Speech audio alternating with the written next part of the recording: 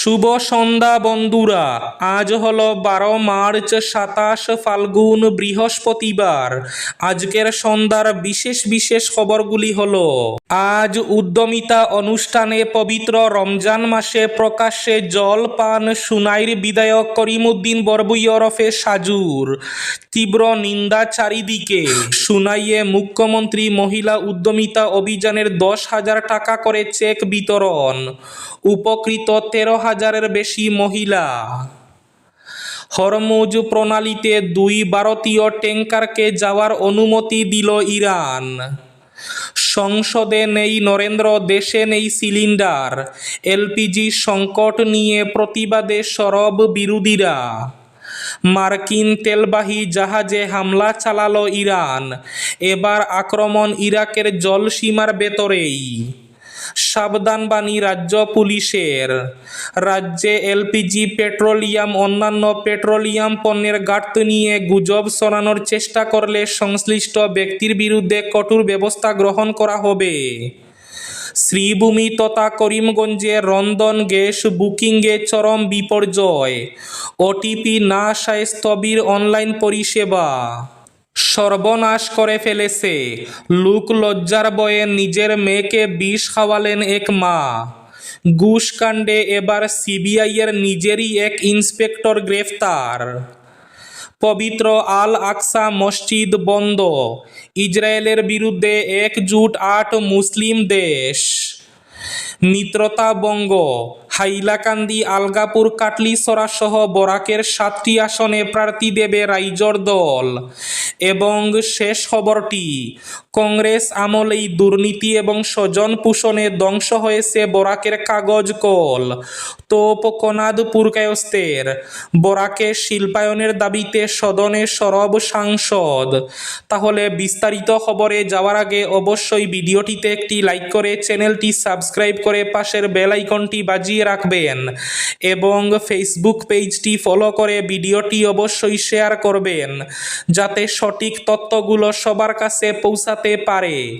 এবার শুনুন আজকের খবরগুলির বিস্তারিত।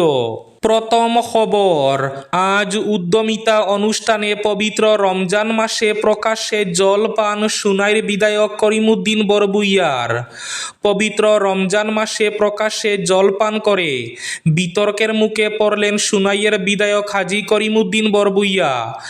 আজ বৃহস্পতিবার সুনাইয়ে মুখ্যমন্ত্রী মহিলা উদ্যমিতা অভিযান প্রকল্পের সুবিধাভোগী মহিলাদের মধ্যে চেক বিতরণ অনুষ্ঠানে বক্তব্য শেষে আসনে বসে হাজার হাজার লোকের সামনে বোতল থেকে জল পান করেন বিধায়ক। বিধায়কের এমন কর্মকাণ্ডের পরই সামাজিক মাধ্যমে ভিডিও ভাইরাল হয়ে পড়ে। অনেকেই বিধায়কের এমন কর্মকাণ্ডের তীব্র ভাষায় নিন্দা জানান। এদিকে আজ সুনাইয়ে মুখ্যমন্ত্রী মহিলা উদ্যমিতা অভিযান প্রকল্পের সুবিধাভোগী মহিলাদের মধ্যে চেক বিতরণ করা হয়েছে। আজ বৃহস্পতিবার সুনাই NGH স্কুলের খেলার মাঠে আয়োজিত বিশাল অনুষ্ঠানে চেক বিতরণের সূচনা করেন রাজ্যের মন্ত্রী কৌশিক রায় ও সুনাইর বিধায়ক করিমউদ্দিন বরবুইয়া। সুনাই বিধানসভায় 13,292 জন মহিলা উদ্যমিতা প্রকল্পকে 10,000 টাকা করে চেক পেয়েছেন। সংসদে নেই নরেন্দ্র, দেশে নেই সিলিন্ডার। এলপিজি সংকট নিয়ে প্রতিবাদে সরব বিরোধীরা। ইরান যুদ্ধের কারণে দেশে রান্নার গ্যাস সংকটের আবহ তৈরি হয়েছে।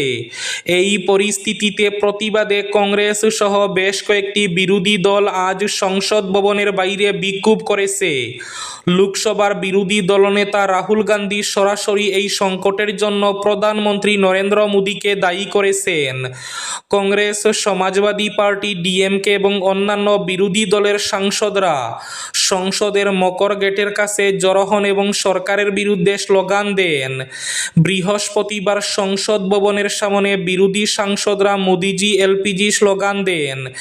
এরপরে রাহুল গান্ধী এক্সে ছবি শেয়ার করার সময় প্রধানমন্ত্রীকে কটাক্ষ করেন। রাহুল গান্ধী লেখেন, নরেন্দ্র সংসদে নিখোঁজ, দেশ থেকে সিলিন্ডার নিখোঁজ। সর্বনাশ করে ফেলেছে। লোকলজ্জার বয়ে নিজের মেয়েকে বিষ খাওয়ালেন মা। লোকলজ্জার বয় আর অন্য ধর্মের সম্পর্ক এটাই ছিল ভুল। এর জেরে নিজের মেয়েকে বিষ খাইয়ে খুনের অভিযোগ উঠল মা ও দাদার বিরুদ্ধে। উত্তরপ্রদেশের ফতেপুর জেলায় ঘটেছে এই ঘটনা। সত্য সামনে আসতে শিউরে উঠছে প্রতিবেশী থেকে পুলিশ সকলে। 19 বছরের তরুণী ফারজানার মৃত্যুকে প্রথমে তার ছেলে বন্ধুর কীর্তি বলে চালানোর চেষ্টা করলেও শেষ রক্ষা হয়নি। পুলিশের জালে ধরা পড়েছেন মা আফসানা এবং দাদা আফসার। পুলিশ জানিয়েছে, গত বছর অক্টোবর মাসে সামাজিক মাধ্যমে সুনীল যাদব নামে এক যুবকের সঙ্গে আলাপ হয়ে গাজীপুরের বাসিন্দা ফারজানার বন্ধুত্ব থেকে সম্পর্ক। বিয়ের প্রতিশ্রুতি দিয়ে সুনীল তরুণীর সঙ্গে শারীরিক সম্পর্ক গড়ে তুলে বলে অভিযোগ। ফারজানা অন্তঃসত্ত্বা হয়ে পড়লে গোলমাল শুরু হয়। অভিযোগ, বিয়ের কথা অস্বীকার করে গত 2.5 মাস আগে তরুণীর গর্ভপাত করান সুনীল। এরপরই ফারজানার শারীরিক অবস্থার অবনতি হতে থাকে। গোটা বিষয়টি জানাজানি হয়ে যায় তার বাড়িতে। মেয়ের গর্ভবতী হওয়ার খবর পেয়ে মা ও দাদা তাকে বেধড়ক মারধর করে বাড়ি থেকে তাড়িয়ে দেন। কয়েকদিন সুনীলের আশ্রয়ে থাকার পর গত 26 ফেব্রুয়ারি ফতেপুর রেল স্টেশন থেকে অচেতন অবস্থায় ফারজানাকে উদ্ধার করে পুলিশ। হাসপাতালে চিকিৎসাধীন থাকাকালীন ফারজানা বয়ান দেয় যে সুনীলই তাকে ভুল বুঝিয়ে গর্ভপাত করিয়ে স্টেশনে ফেলে রেখে দিয়েছে। তদন্তকারীদের দাবি, গত 1 মার্চ রাতে যখন পুলিশি প্রক্রিয়া এবং ডাক্তারি পরীক্ষা হওয়ার কথা, তখনই পরিবারের সদস্যরা ফারজানাকে এক প্রকার জোর করে বাড়ি নিয়ে যান। অভিযোগ, ওই রাতে গ্রামের এক নির্জন মাঠে নিয়ে গিয়ে ফারজানাকে জোর করে বিষ খাওয়ান তার মা এবং দাদা। পরদিন সকালে মা আফসানা নিজেই পুলিশে খবর দিয়ে দাবি করেন সুনীল বিষ খাইয়ে তার মেয়েকে মেরে ফেলেছে। প্রাথমিক সন্দেহের তীর সুনীলের দিকে থাকলেও পুলিশি তদন্ত এবং কল লিস্ট খতিয়ে দেখতে বদলে যায় গল্পের মোড়। আপাতত খুনের অভিযোগে মা ও দাদাকে জেল হেফাজতে পাঠানো হয়েছে। হরমুজ প্রণালীতে 2 ভারতীয় ট্যাঙ্কারকে যাওয়ার অনুমতি দিল ইরান। আন্তর্জাতিক বাণিজ্যিক জলপথ হরমুজ প্রণালী দিয়ে ভারতের 2টি ট্যাঙ্কার জাহাজকে যাওয়ার অনুমতি দিয়েছে ইরান। ভারতের পররাষ্ট্র মন্ত্রণালয়ের বরাত দিয়ে আজ বৃহস্পতিবার এক প্রতিবেদনে এ তথ্য জানা গেছে। ওই 2 ট্যাঙ্কার জাহাজের নাম পুষ্পক এবং পরিমল। ভারতীয় পররাষ্ট্র মন্ত্রণালয়ের তরফে জানা গেছে, গত মঙ্গলবার ইরানের পররাষ্ট্রমন্ত্রী সৈয়দ আব্বাস আরাগচির সঙ্গে টেলিফোনে কথা হয়েছে ভারতের পররাষ্ট্রমন্ত্রী এস জয়শঙ্করের। সেই ফোন আলাপের জেরে পুষ্পক ও পরিমলকে হরমুজ প্রণালী দিয়ে যাওয়ার অনুমতি দিয়েছে ইরান। পবিত্র আল আকসা মসজিদ বন্ধ, ইসরায়েলের বিরুদ্ধে একজোট 8 মুসলিম দেশ। পবিত্র রমজান মাসে টানা 12 দিন আল আকসা মসজিদ বন্ধ রাখার ঘটনায় ইসরায়েলের বিরুদ্ধে তীব্র নিন্দা জানিয়েছে আরব সহ 8টি মুসলিম দেশ। দেশগুলো হলো কাতার, জর্ডান, ইন্দোনেশিয়া, তুরস্ক, পাকিস্তান, সৌদি আরব, মিশর এবং আরব আমিরাত।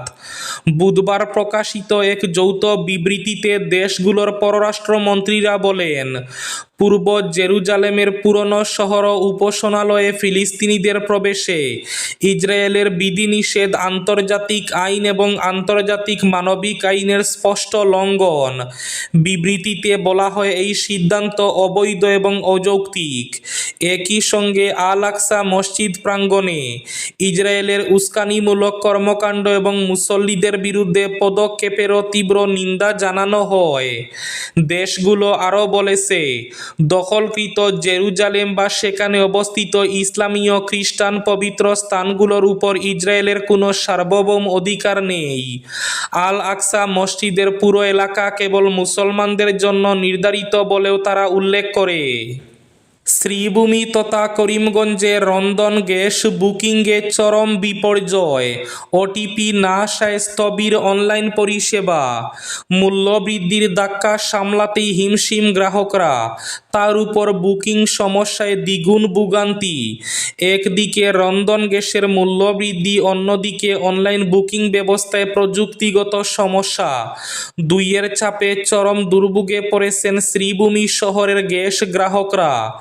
বুকিং করার সময় অনলাইনে ওটিপি না আসায় কার্যত অচল হয়ে পড়েছে অনলাইন বুকিং পরিষেবা। ফলে বাধ্য হয়ে বহু গ্রাহক সরাসরি গ্যাস এজেন্সির দ্বারস্থ হচ্ছেন। বুধবার সকাল থেকে শ্রীভূমি শহরের দাস গ্যাস এজেন্সিতে শতাধিক গ্রাহকের দীর্ঘ লাইন দেখা যায়। গ্যাস বুকিং করতে না পেরে বহু মানুষ সকাল থেকে এজেন্সির সামনে ভিড় জমাতে শুরু করেন। কেউ বুকিংয়ের সমস্যার সমাধান জানতে, আবার কেউ সরাসরি গ্যাস পাওয়ার আশায় লাইনে দাঁড়িয়ে থাকেন ঘন্টার পর ঘন্টা। সাবধানবাণী রাজ্য পুলিশের। অসম পুলিশ এলপিজি, পেট্রোলিয়াম তেল ও লুব্রিক্যান্টস এবং অন্যান্য পেট্রোলিয়াম পণ্যের ঘাটতি নিয়ে গুজব ছড়ানোর চেষ্টা করলে সংশ্লিষ্ট ব্যক্তিদের বিরুদ্ধে কঠোর আইনি ব্যবস্থা গ্রহণ করবে বলে সতর্কবাণী। নাগরিকদের অনুরোধ করা হচ্ছে, এ ধরনের বিভ্রান্তিকর দাবিতে বিশ্বাস না করতে এবং সেগুলো ফরওয়ার্ড না করতে। শত্রুতাপূর্ণ কিছু অসাধু চক্র মানুষের মধ্যে বিভ্রান্তি সৃষ্টি করার উদ্দেশ্যে এ ধরনের ভুয়া তথ্য ছড়াতে পারে, বলছে রাজ্য পুলিশ। মিত্রতা বঙ্গ। হাইলাকান্দি, আলগাপুর, কাটলিছড়া সহ বরাকের 7টি আসনে প্রার্থী দেবে রাইজোর দল। বিধানসভা নির্বাচনে মহাজোট না হওয়ায় বরাক উপত্যকার 7টি বিধানসভা আসনে নিজেদের প্রার্থী দাঁড় করাবে রাইজোর দল। হাইলাকান্দি, আলগাপুর, কাটলিছড়া, বরহলা, কাটিগড়া, সুনাই, উত্তর করিমগঞ্জ, দক্ষিণ করিমগঞ্জ এই 7টি আসনে প্রার্থী দেবে অখিল গগৈর দল। কংগ্রেসের সঙ্গে মিত্রতা না হওয়ায় এই সিদ্ধান্ত নেওয়া হয়েছে রাইজোর দলের পক্ষ থেকে। ঘুষ কাণ্ডে সিবিআইয়ের নিজেরই এক ইন্সপেক্টর গ্রেফতার। ঘুষ নেওয়ার অভিযোগে নিজেদেরই এক ইন্সপেক্টরকে গ্রেফতার করেছে কেন্দ্রীয় তদন্তকারী সংস্থা সিবিআই। বুধবার এক বিবৃতিতে এ তথ্য জানিয়েছে সংস্থাটি। গ্রেফতার হওয়া ওই সিবিআই ইন্সপেক্টরের নাম দীপক ফলসওয়াল। তিনি দিল্লিতেই কর্মরত ছিলেন। সিবিআই সূত্রে জানা গেছে, এক ব্যক্তির বিরুদ্ধে সংস্থায় দায়ের হওয়া অভিযোগের ভিত্তিতে ব্যবস্থা না নেওয়ার প্রতিশ্রুতি দিয়ে ওই ইন্সপেক্টর একটি বেসরকারি ব্যক্তির কাছ থেকে ঘুষ দাবি করেছিলেন বলে অভিযোগ উঠে। সেই অভিযোগের ভিত্তিতে মামলা দায়ের করা হয়। এরপর অভিযুক্তের বাসভবনে তল্লাশি চালায় সিবিআই। তল্লাশি অভিযানে বেশ কিছু গুরুত্বপূর্ণ নথি ও ইলেকট্রনিক গ্যাজেট উদ্ধার করা হয়েছে। গ্রেফতার হওয়া ইন্সপেক্টরকে আদালতে পেশ করা হলে আদালত তাকে জিজ্ঞাসাবাদের জন্য সিবিআইকে 2 দিনের পুলিশ হেফাজতের অনুমতি দিয়েছে। এবার শেষ খবরটি। কংগ্রেস আমলেই দুর্নীতি ও স্বজন পোষণে ধ্বংস হয়েছে কাগজ কল। তোপ কোনাদ পুরকায়স্থের। বরাকে শিল্পায়নের দাবিতে সদনে সরব সাংসদ কোনাদ পুরকায়স্থ। বরাক উপত্যকায় শিল্পায়নের দাবিতে সংসদে সরব হলেন রাজ্যসভার সদস্য কোনাদ পুরকায়স্থ। বুধবার সংসদ অধিবেশনের 0 আওয়ারে এ বিষয়ে প্রশ্ন উত্থাপন করেন।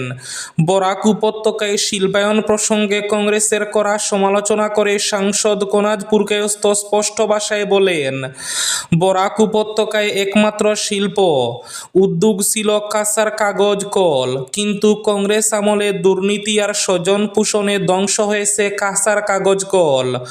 বরাক উপত্যকার শিল্পায়নের প্রয়োজনীয়তা তুলে ধরে সাংসদ কোনাদ উল্লেখ করেন, বরাক উপত্যকার উন্নয়নকে আরও ত্বরান্বিত করতে শিল্পায়ন অতি আবশ্যক। ত্রিপুরা, মণিপুর ও মিজোরাম এই 3টি রাজ্য বেষ্টিত কাছাড়, হাইলাকান্দি এবং শ্রীভূমি জেলা নিয়ে গঠিত বরাক উপত্যকা মানব সম্পদ ও প্রাকৃতিক সম্পদে সমৃদ্ধ। এই ছিল আজকের সন্ধ্যার বিশেষ খবরগুলি। ভিডিওটি অবশ্যই লাইক করে শেয়ার করে দেবেন।